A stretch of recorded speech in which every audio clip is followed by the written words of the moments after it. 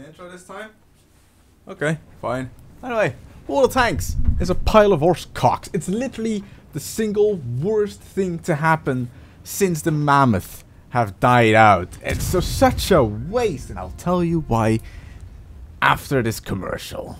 There's no commercial, and that will shock you. More clickbait things? Yes, the M60 video that is called M60 Code I made ages ago was not actually intended as clickbait, yet people don't actually watch the first second where I say there is no M60 code. Instead, it was more of a meme. If you are more than just 14 seconds into the Water Tanks community, you will understand that the M60 is a Clan Wars tank.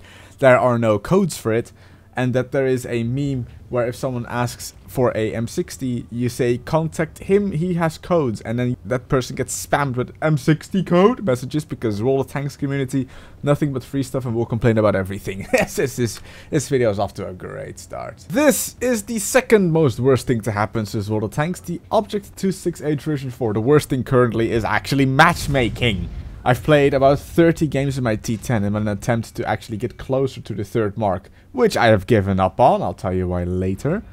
In those 30 games, right, I was top tier once against tier 7. The rest was only tier 10. And I don't know why. I have no clue why. But the moment I get spotted in my T10, every single brainless stick decides to turn around their turret and shoot me. They ignore my teammates to shoot me. I feel that for some reason Water Tanks puts a marker on top of you saying, "Shoot me, I want to play how good guy mark."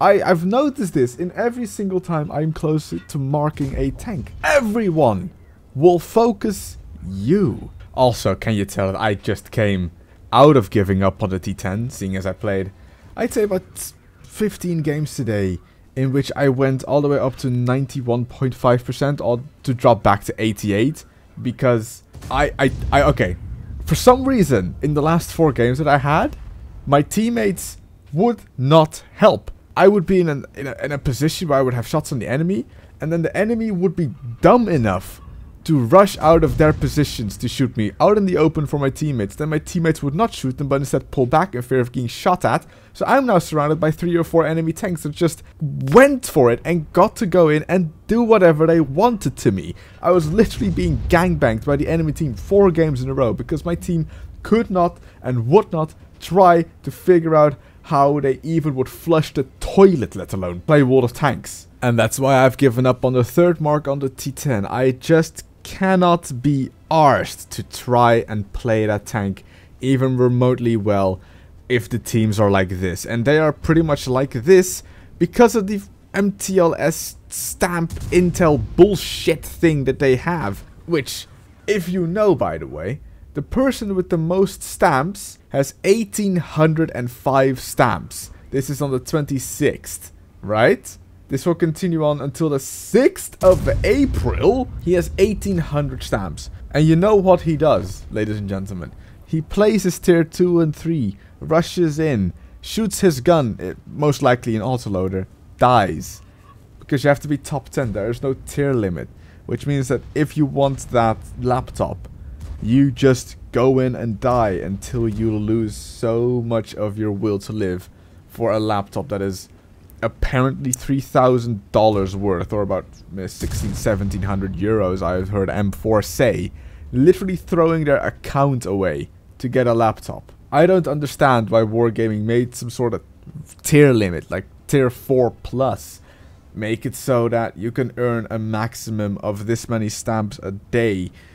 Make it different kind of missions that give more stamps instead of rush in, die, get a stamp or 2.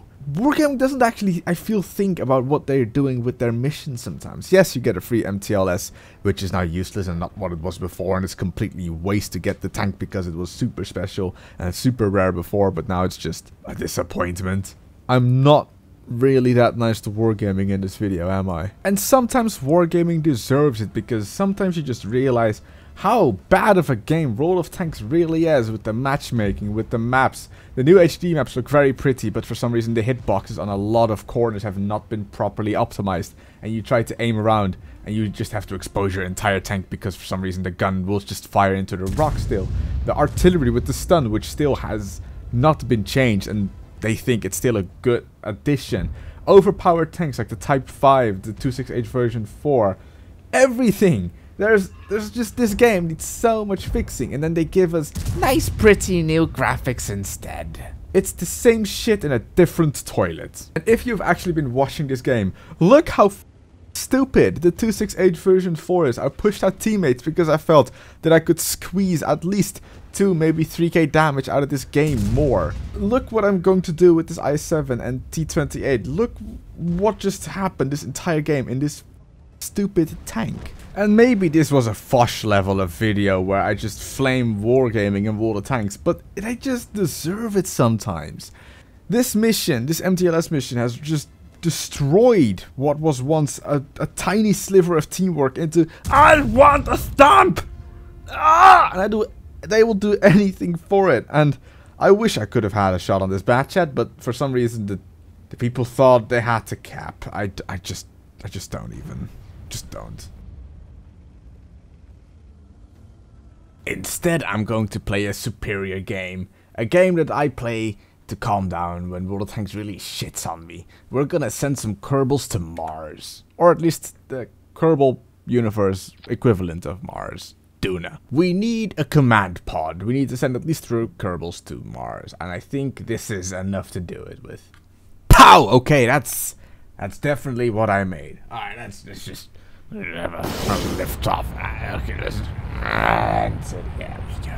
Yeah, this is still certainly going up into the air. We've almost hit 9,000 kilometers. The SRBs are about to flame out, so we're gonna dump those. Go do it. There we go. Let's just throttle up, and in about a few seconds we're gonna fire up the main engine, which there it is. Now we've got some speed going. And 3, 2, 1. Okay, just screw those as well. Now we're just one big fat long rocket going up into space.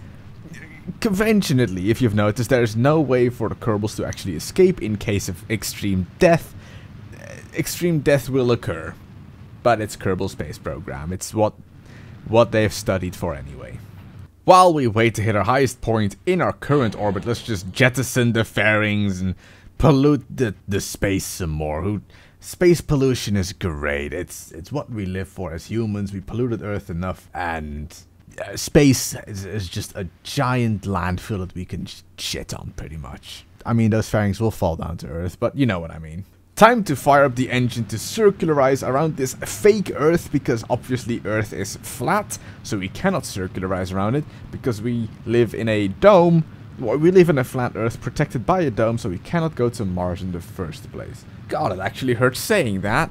I just felt like my brain leaking out of my head. After we circularized around our CGI Earth, time to fire up the engine again to leave our protected dome that protects us from the scary outer space and go to Mars.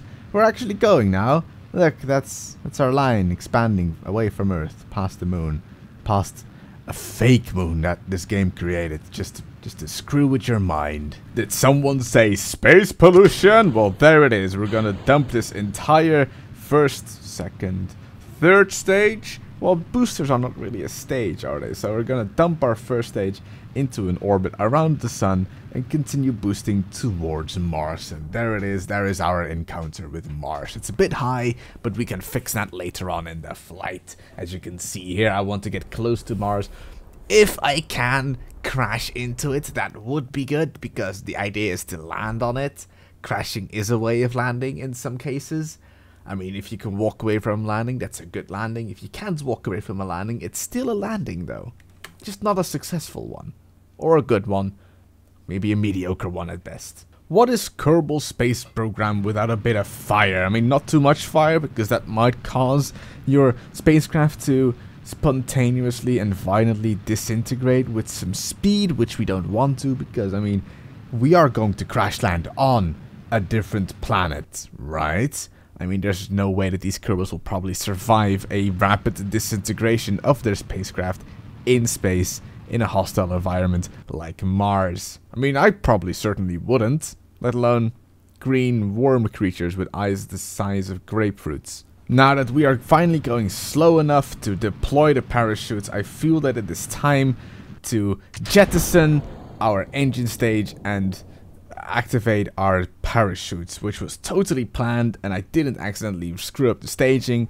I did maybe want to use those engines a bit longer, but I feel that with the parachutes being deployed soon, I think we are going to make this actually happen. Wait for it. There are the parachutes. Now, Mars might not have a thick, syrupy atmosphere like Earth has, but I'm pretty sure that 8 parachutes might be good enough to give our Kerbals a big fat whiplash as they fully deploy. You know what? This might actually happen. I might actually land successfully on Mars without anything going wrong.